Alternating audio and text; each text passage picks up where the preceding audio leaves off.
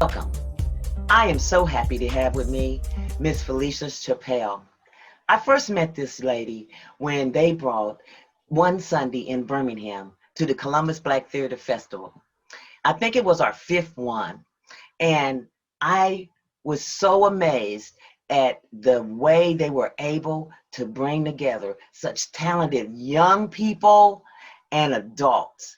So without further ado, I just want to introduce to some of you who don't know her yet, and let those of you who do know her get another glimpse of her on Let's Talk Theater. Felicia, how you doing, girl? I'm doing fantastic. I'm so glad you're having me here. Everything Julie Whitney Scott presents, I'm in. I love it, and I'm really grateful. So thanks for having me. Thanks for hitting me up. Well, it is so good, to see you, especially during this time with our pandemic. What I want to do is just first, let's just start off with telling people what it is that made you want to be in the theater and to be a writer and even an actress, director, and producer. How did you start off? Like, how young were you? And just talk to us a little bit, because there are people out there I know that want to do and wonder, how could you possibly do all these things? And when did you decide that you wanted to do them? Because who knows? You may be the inspiration to somebody out there right now who just has, they can't figure out what to do. So take us on a little journey, Miss Felicia, if you will, on I where can. you first started to get you where you were to decide the why you were in theater. That's always a really great story to reminisce on. The first thing that happened, me being a child of the movement, because I grew up in the first, what I call the first revolution, which was pretty much the 70s, probably not the very first, but there was a lot going on that's still kind of carrying over into what we're seeing in our atmosphere today. And one of the ways I responded to that when I was, I'll say, 9 years old, was to write. And I think I was first published at 9 years old in a publication called Black World. And after that, I just kept writing, and it was primarily poetry. And it was primarily my response to little things that I was observing of injustice. And I've always written from passion. And that's where I started. It was a way that I could express feelings that I wasn't able to articulate growing up in DC, which is where we were from at the time.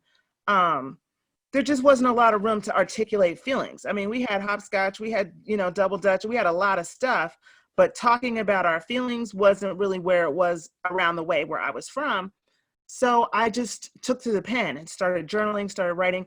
Then a more formalized composition of those experiences when I went to university. So when I attended Antioch College in the early 80s, actually, I was at first just drawn to the theater building. My father was a singer. He was a performer.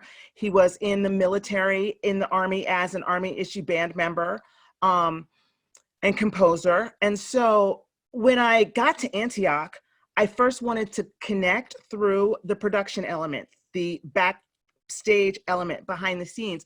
And I know with the work that you do with the Columbus Black Theater Festival, that there are so many details and so many people that none of us ever see that make all the magic happen. Whether it's a song that we like, we can play it, we can love it. There are a million people, or at least a huge team of people that supported that work. So that was where I landed when I got to college. I wanted to be behind the scenes, doing stuff like that. It was quickly revealed to me that I needed to be on stage. So by the time I got to my second semester, the director and the department head, they were like, "So you think you're a techie?" And I was like, "Yeah." They were like, "No." And so I started touring. I got to tour nationally. I got to tour internationally, did a lot of touring throughout Europe during those years, got some magazine coverage and a lot of good press at that time. The writing took off with that political stuff. So it was all about political theater at the time. We were able to travel to the Edinburgh Fringe Festival. So I know you're familiar. Any really big theater people know that the Fringe Festival, I'm sure you know, is a big deal, especially with the Columbus Black Theater Festival being so successful right here in Ohio, based on your hard work. I won't say alone, because nothing happens, but Nothing. you've been so fearless and so diligent about keeping that alive even this year. So the Fringe Theatre Festival in Edinburgh, Scotland is also a world acclaimed theater festival. And then it just kind of branched out into any project that I could do until the most recent thing I think we were able to link on was the, like you said, the one Sunday in Birmingham about the Birmingham church bombing and the 4 little girls who lost their lives in Birmingham, Alabama. And that was all about the youth. And we're talking about inspiring the youth and the things that they see. And they can look around and say, wait a minute, why haven't the grown-ups done anything about this? And why haven't the grown-ups done anything about that? And young people have brilliant ideas. They observe, and what they decide to do with it is a win.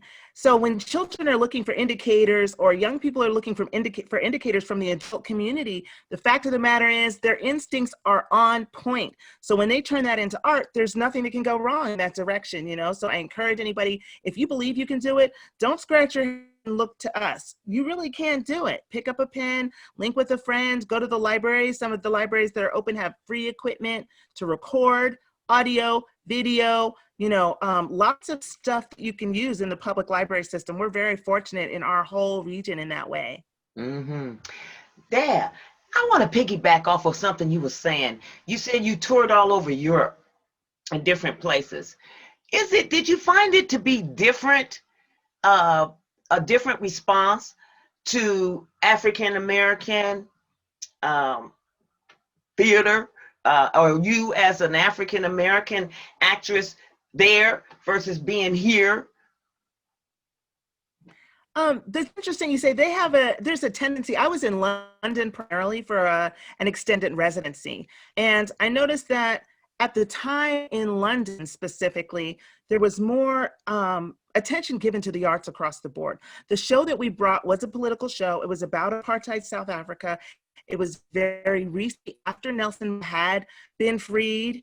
And his rise to presidency. So there was an enthusiasm about what we were doing. We were comparing the New England family with the Black housekeeper to a South African woman who was traveling with her Afrikaners family from South Africa as their housekeeper. So there were some parallels there, and it wasn't a Black theater experience. It was an across the board inclusive experience, more like the 8th annual Columbus Black Theater Festival, where they this year, for the 8th year, there was inclusion. So that was the kind of theater we're doing at the time, to kind of bring to light the parallels and the similitudes between what domestic workers were experiencing in the early 80s, similar to what the people who lived in the townships and worked for wealthy families experienced in South Africa at that time. So let's talk about your work. Let's talk about your brilliant work. Tell us about the one woman show that had to, like so many other shows this year, be put on hold. We were talking about bringing that here for the festival right before all this stuff happened. And it's just like, but that's okay, because I'm going to still bring that here to Columbus and produce that sucker. We're going to still do that. COVID's not stopping it. But talk to us about that and about the work that you're working on now. Interrupted Motherhood is a phenomenal play, and I'm really glad as to how it's developed over time.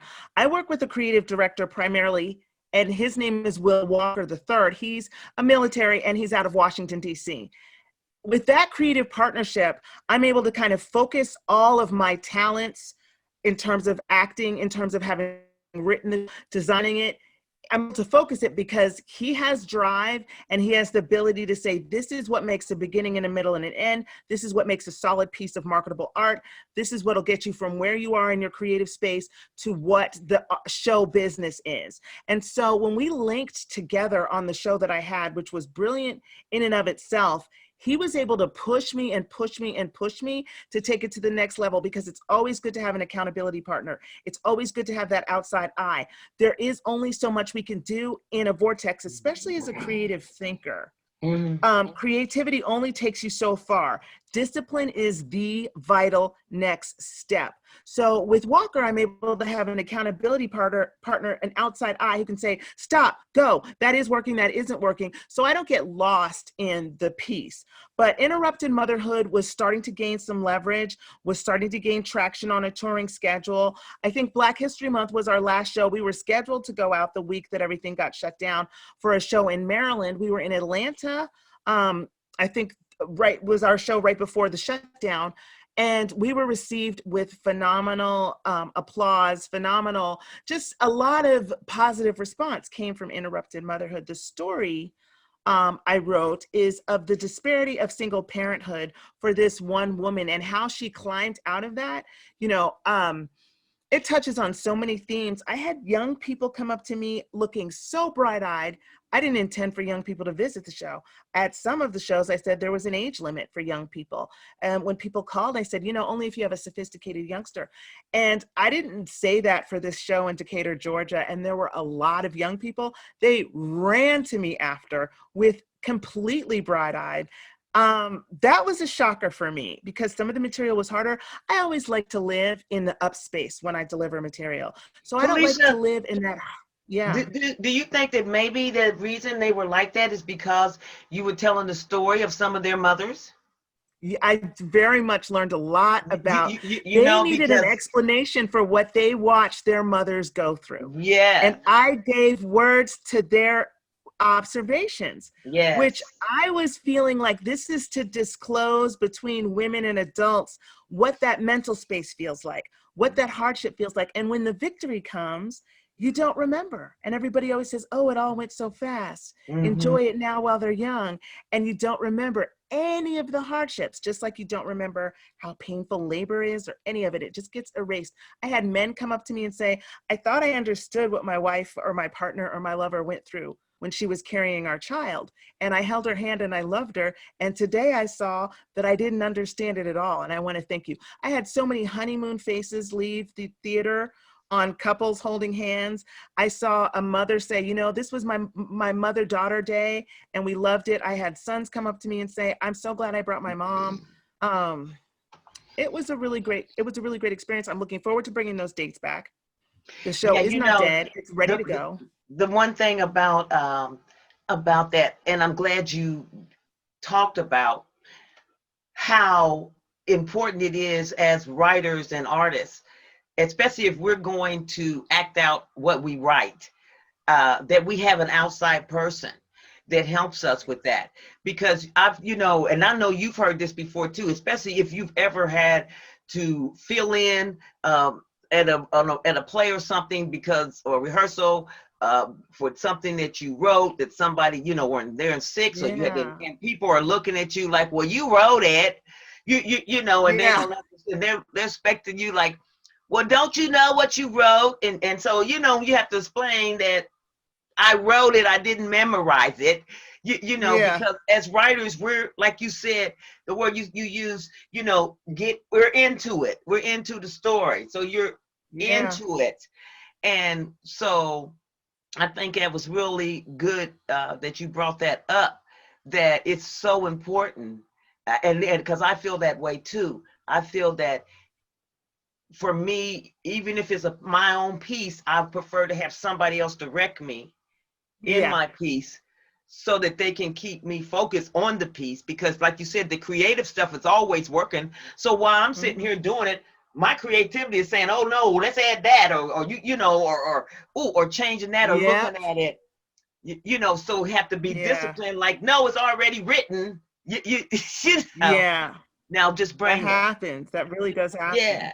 So talk about I'm glad you brought that up, because watching you when you were doing the Columbus Black Theater Festival, wearing all of those hats, like you can walk into a space, you're a writer, you're a producer, you're a stage person. You can say, okay, this is what's right or wrong about the stage. You can do the lighting, you can do the sound, but it's always good to work in a team and in tandem. So I really do appreciate what you're saying about understanding that I have a creative director and I can lean on him. I can say, I'm lost here. Where are we? And he can pull the focus back and we can stay on our disciplined path of making it happen. So what's the next project?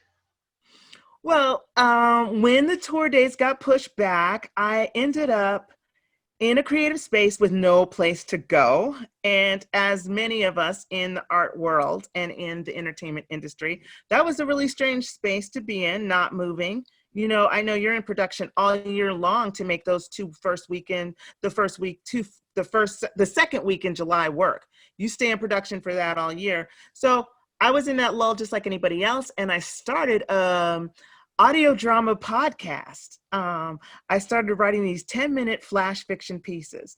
So the essential thing is there'll be one character, and that character is developed through a story, and it lasts for 10 minutes. It's just in and out, and they're very emotionally involved. So I call them brief emotional narratives, and they're just designed to develop compassion.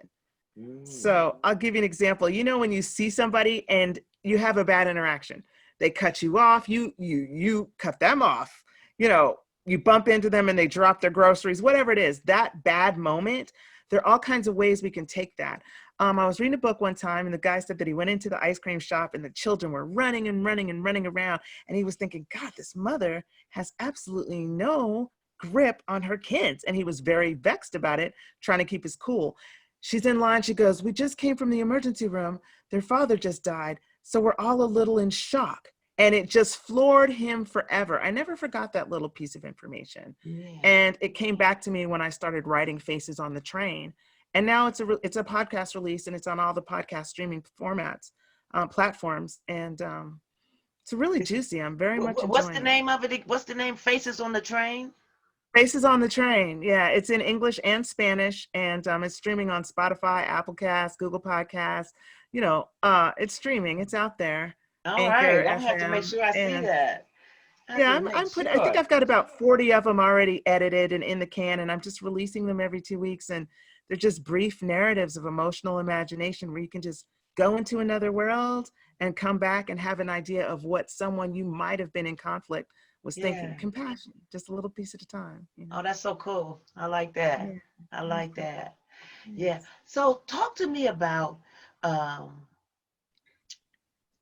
how important is it right now, you think, for us to continue as Black writers to write about the things that are happening?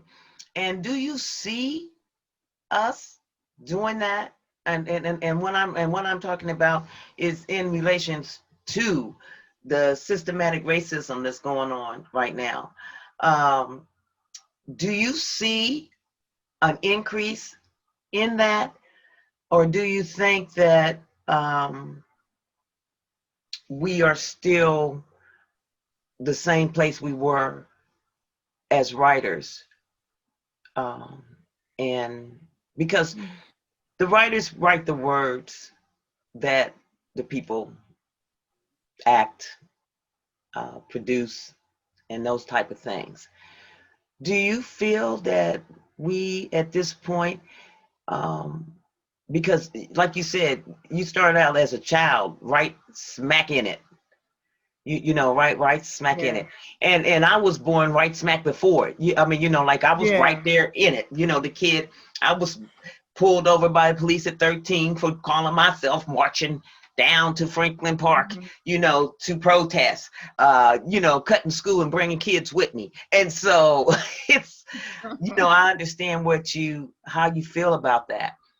Yeah. So what do you think, how do you see us as Black writers right now contributing? Crucial. And are we? We're crucial. Imagine for just a moment James Baldwin and just his "of course I must" attitude, and the moment where he got a standing ovation in a room full of people who did not look anything like him, and his apprehensive response to having been heard, just a complete disbelief, but knowing and observing and letting it sink in that he was being heard. Or I think of Audre Lorde, who is from the same island that my family is from. Audre Lorde wrote a book, Sister Outsider, and in that she says that poetry is not a luxury. And another essay she writes is the transformation of silence into language and action. And in that she speaks so clearly on the fact that Our silence is not the same as our communication. It's just not the same. And whereas this systemic racism has so many observable and painful micro and mini aggressions continually, those things are things that other people's eyes are completely concealed from seeing and comprehending. So our voice is crucial because each one of us might have that epiphany moment, that iota, that teachable moment, that aha moment where somebody will hear something that we have said that will open their eyes to to the perspective that we have. And it'll diminish our anger to be able to express it. It'll increase comprehension in others to be able to express it. The difficult part is going into that space and having the generosity of spirit to actually allow the creative process to happen, to write the stories down and to share them. Unshared and silenced, those stories are nothing. And every once in a while, somebody will hear one something that will open their eyes to questions that they actually feel that they do want to know the answer to. Because in the movement, there are all kinds of levels of people. There are people whose eyes, hearts, and ears and minds will always be closed, are closed now, and have always been closed. And those are not the people that we will talk to. And those are the people that hurt our feelings the most. And those are the people who make us want to speak out the most. We want to talk to the wall. But those people, their eyes, ears, and minds are closed. Then there are people who want to understand. They engage in multicultural settings. They consider themselves friends and even partners and spouses of African American people. They parent African American children, and they also know that there is a big something inside that they are not understanding. Those people we can talk to, but we're so angry because of the first set of people that our communication skills have diminished by the time we get to the open-hearted people, and we can be somewhat abusive and grating because we're actually giving a message to them that belongs to people who are completely shut down and closed and will not and are not going to hear us. So we have to tell the story any chance we get, any way we get, and it has to be, unfortunately, it has to be from a place of exceedingly difficult generosity. What words of encouragement do you have for writers out there who find it difficulty to write intimate stuff, personal things that have happened to them? What advice do you have for them? I recognize that it is really challenging to come from that deeply personal space. But the thing that I know most successfully in having been in the writing process with a piece that is excruciatingly personal, that when I open up, things come to life. So if it's kind of like a kernel of popcorn, if I go into that space, it's tight in there, it's closed, and I go in there and I kind of warm it up and I spend time in that space, and that allows it to open. And then when it opens, it becomes something palatable. It becomes something the audience wants. It has more surface, it has more texture, just like when a popcorn kernel opens and it becomes popcorn. It's fluffy, it's open, there's a lot more space to it. And that is something we love. That's what we want to see. And that's what, as an audience member, we love. And it isn't something that's revealed about a person. Actually, when we're watching, it's something that we're experiencing about ourselves. So that vulnerable feeling, that's something the actor has to go through, and that's something the writer has to go through, but the audience is actually relating. So by the time they're sitting there watching you, they're actually experiencing something that happens that's tight and not warm and closed up inside of them. So it's a shared experience. We're not just out there vulnerable, opening up for the people to see. They're understanding us, which means that something inside of them is shifting and opening too. So that's what makes it a little less scary to do. That's good advice. Good advice. Because like you said, it's scary, when you're putting yourself out there like that. Well, I certainly have enjoyed my time with you, as I always have. But we cannot leave without you telling people how in the world can they find Felicia Chappelle's work. And Oh, don't yeah, that's a forget, good point. yes, how do they find your work? What's your website? Where are you? You know, how, and Yeah. because we're not going to be in this pandemic forever, and the show must go on. And interrupted motherhood may be interrupted for now, but it's going to keep on moving. So tell people how to get in touch with you. Super glad you reminded me to bring that up. I am on the web at www.womenworkwonders.com, womenworkwonders.com. And you can find all of my stuff there. I usually check my emails and my voicemails myself most of the time. Sometimes I have help, but I do listen in for a lot of that stuff. Women Work Wonders. You can also find me for Faces on the Train for Spotify, Apple Play, Google, all the streaming services, Anchor FM. Faces on the Train is my audio drama 10-minute. And you can hit me up on IG at Women Work Wonders. I'm there, and I'd be loving to hear from you. You guys check out my stuff. Well, Women Work Wonders certainly describes you. That is for sure, because you are a woman that has worked many wonders and have done many things. And I'm so happy I had this interview with you today, because I learned out some new stuff about you too. Miss traveling all over Europe and everything like that, woman. I had no idea. So I want to thank you so much for being with me again and on Julie Whitney Scott Presents. And this will not be the last time that we will talk theater. Good. Thank you. It has been a joy. Thank you. And thank you also for all those kind words. I felt for a moment that you were interviewing me. I'm supposed to interview you. You are indeed only. Thank you. Bye.